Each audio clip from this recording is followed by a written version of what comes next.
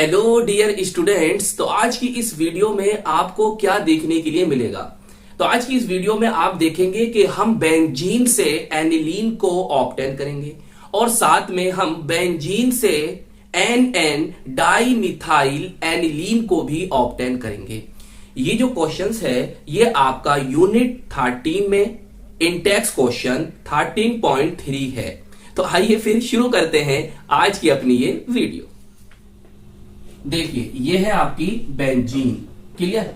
और हमें बेंजीन से क्या बनाना है? एनिलीन बनानी है। और क्या बनाना है? N di methyl aniline.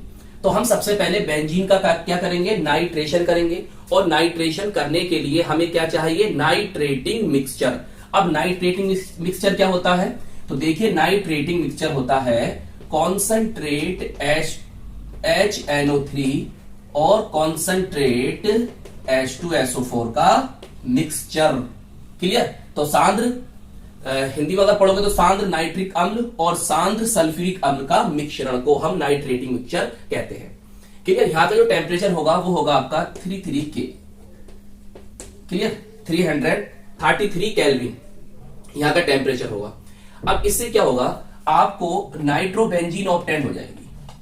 क्या ऑब्टेन होगा? Nitrobenzene, clear. और यहां से जो होगा ना H2 मॉलिक्यूल निकल जाएगा। अब इस बात को ध्यान से समझ लो किस तरह से हमें नाइट्रोबेंजीन ऑब्टेन हुई। देखिए ये आपकी बेंजीन है, क्लियर। मैं इसको C6 एसिड लिख सकता हूं, बिल्कुल लिख सकते हैं कि मतलब इसमें जो है 1 2 3 4 5 एंड 6 6 कार्बन है और 6 क्या है? उनके साथ लगे हुए हाइड्रोजन। नाइट्रेशन में जो आप करते हो कॉन्सेंट्रेट HNO3 से रिएक्शन कराते हो और प्रेजेंस जो होती है H2SO4 की होती है, उपस्थिति जो होती है वो किसकी होती है? H2SO4 की। आप समझ लो एज ए कैटलिस्ट यहां वर्क करता है आपका H2SO4, क्लियर। अब देखिए ये जो है मैं इसे ऐसे लिख सकता हूं HONO2, बोलिए लिख सकता हूं? बिल्कुल सर लिख सकते हैं। अब देखो जब बेंजीन से रिएक्शन होगी और जो रिएक्शन होगी वो कौन सी होगी? इलेक्ट्रोफिलिक सब्स्टिट्यूशन रिएक्शन होगी। कौन सी रिएक्शन होगी? Electrophilic substitution reaction. अब देखो क्या होगा, यहां से आप एक हाइड्रोजन निकाल लिया और इस हाइड्रोजन को इसके साथ मिलाओ तो बताओ क्या बन गया? क्या बन गया? H2O बन गया। अब देखो यहां क्या बचा? यहां बचा आपके पास, यहां लिख देता हूं, यहां बचा आपके पास C6H5, क्लियर। 3,6H5 और बचा कौन? NO2 और मैंने यहां पे लिख दिया NO2, क्लियर। तो इस बात को मैं ऐसे लिख सकता हूं, बिल्कुल क्लियर। ये कौन है? फिनाइल है और ये कौन आ गया? आपका नाइट्रो ग्रुप आ गया। बताइए बिल्कुल बात समझ में आ गई? तो इस तरह से आपका नाइट्रेशन हुआ और आपको बेंजीन से क्या ऑब्टेन हो गया? Nitro benzene. अब इसके नेम जान लो आप, इसको हम क्या क्या कहते हैं। देखिए हम इसको नाइट्रोबेंजीन कहते हैं और हम इसको नाइट्रोबेंजोल भी कह सकते हैं और हम इसको ऑयल ऑफ मीरबेन भी कहते हैं। चलिए आपने यहां पर क्या देखा? यहां पर आपने बेंजीन का नाइट्रेशन देखा और टेम्परेचर याद रखना कितना है? 33K, clear. चलिए अब क्या करेंगे आप? अब आप नाइट्रोबेंजीन का रिडक्शन करा दो। अगर हम नाइट्रोबेंजीन का रिडक्शन करा देते हैं तो नाइट्रोबेंजीन रिड्यूस्ड होकर आपको क्या देगी? एनिलीन दे देगी, क्लियर। जब हम इसका रिडक्शन कराएंगे तो हमें क्या चाहिए? रिड्यूसिंग एजेंट चाहिए। तो हमने क्या करा? देखिए ध्यान समझना, हमने यहां पर 6 नेसेंट हाइड्रोजन लिए, इन्हें कहते हैं नेसेंट हाइड्रोजन। और रिड्यूसिंग एजेंट के रूप में हमने यहां पर क्या लिया? टिन और हाइड्रोक्लोरिक एसिड HCl। या हम देखो यहां पर ना Fe+HCl भी ले सकते हैं। क्या ले सकते हैं? जरा ध्यान समझो, हमने Sl+HCl लिया या हम यहां पर Fe+HCl भी ले सकते हैं। अगर मैं आपको बताऊं तो इन दोनों में से सबसे बेस्ट कौन सा है? आप किसको सबसे ज्यादा प्रायोरिटी देंगे इन दोनों में से? तो मैं कहूंगा आपको कि आप ये लें Fe+HCl।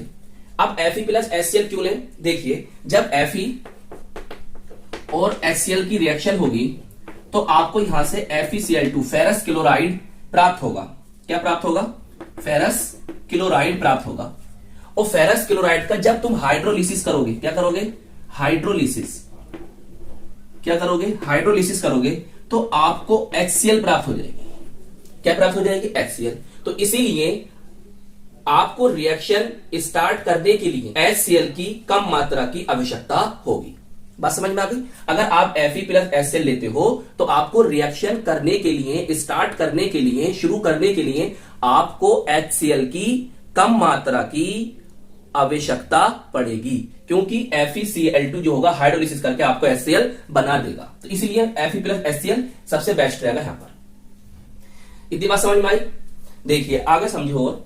अगर आप चाहो तो Sn प्लस HCl या Fe प्लस HCl के स्थान पर, इनके स्थान पर अगर आप चाहो तो H2PD ले सकते हैं, या फिर H2PT भी ले सकते हैं, या फिर आप H2Ni निकिल भी ले सकते हैं। ठीक है, ये भी, इनका भी यूज यहां पर किया जा सकता है।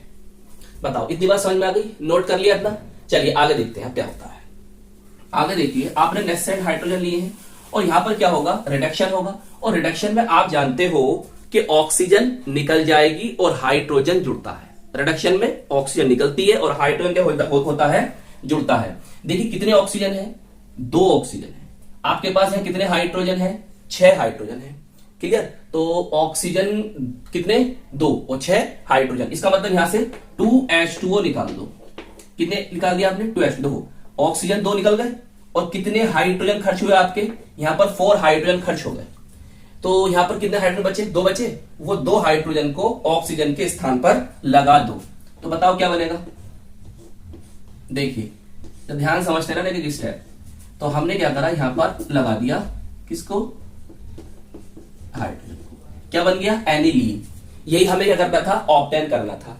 अब देखिए एनिलीन के कुछ अदर नेम भी है, वो भी जान लो। हम इसको बेंजीन भी कहते हैं, हम इसको फिनाइल एमीन भी कहते हैं, और हम इसको एमिनो बेंजीन के नाम से भी जानते हैं।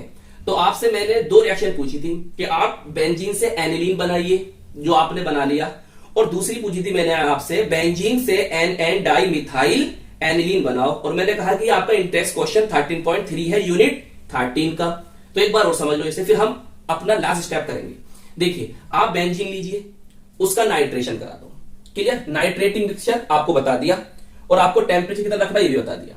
नाइट्रोबेंजीन बनेगी, फिर नाइट्रोबेंजीन का रिडक्शन कर दो, क्या बन जाएगा, एनिलीन। तो कैसे याद करोगे, ऐसे याद करो, बेंजीन का नाइट्रेशन, और नाइट्रेशन से क्या बनेगा, नाइट्रोबेंजीन, उसका रिडक्शन क्या बनेगा, एनिलीन।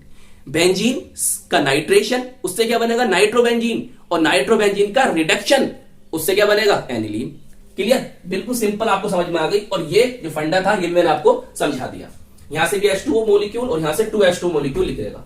चलिए इतना आप नोट कर लो, फिर अपना लास्ट स्टेप करते हैं। अब देखिए हम क्या करते हैं, यहां पर ले लेते हैं हम, चलिए ले लेते हैं CH3I। आप CH3Cl या CH3Br भी ले सकते हो। इसका कॉमन नेम जान लो क्या होता है। इसका कॉमन नेम होता है मिथाइल आयोडाइड, और आई पे सी नेम होता है आयोडोमीथेन। क्लियर? समझ में आई इतनी बात? अब देखिए आप कुछ मत करो, बस इतना याद रखो कि आपको यहां पर 2 मोल्स लेने हैं। चलिए इतना याद रख लिया। उससे क्या होगा, उससे ये होगा, आपको आई दिखाई दे रहा है। अब कितने आई है आपके पास, सर 2 आई है हमारे पास। और यहां पर हाइड्रोजन दिखाई दे रहा है आपको, जी हाँ। कितने हाइड्रोजन आपके पास, सर 2 हाइड्रोजन हमारे पास है। तो बस समझ में आ गई बात, यही करना हमें। यहां से 2HI को निकाल दो। क्लियर? 2HI निकल गया। अब क्या बचा आपके पास, पहले लिखो संभाल के। हमारे पास बचा है, ये कंपाउंड बचा है यहां पर N। क्लियर? आपका कितने मिथाइल है, सर हमारे पास 2 मिथाइल है, और दोनों मिथाइल को आप इस तरह से लगा दिया। और यही कंपाउंड जो आप देख रहे हो, यही हमें बनाना था। इसे ही हम कहते हैं क्या, NN डाई मिथाइल एनिलीन। क्या कहते हैं, NN डाई मिथाइल, और ये कौन, एनिलीन। या हम कह सकते हैं डाई मिथाइल एनिलीन, DMA। क्या कह सकते हैं, DMA। DMA बोले तो डाई मिथाइल एनिलीन। या हम इसे कह सकते हैं डाई मिथाइल एमिनोबेंजीन, या हम इसे और भी नेम है वो भी जान लो, हम इसे NN डाई मिथाइल बेंजीनएमीन भी कह सकते हैं, और हम इसे NN di methyl phenyl amine कह सकते हैं। तो ये थी आज की आपकी वीडियो, जिसमें आपने क्या सीखा, बेंजीन से एनिलीन और बेंजीन से NN डाई मिथाइल एनिलीन मतलब DMA को बनाना सीखा।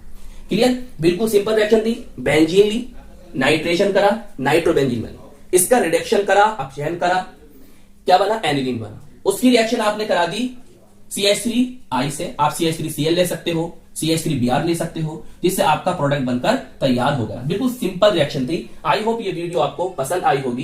कैसी लगी हमें जरूर बताएं और हम मिलेंगे आपको इसकी नेक्स्ट वीडियो में।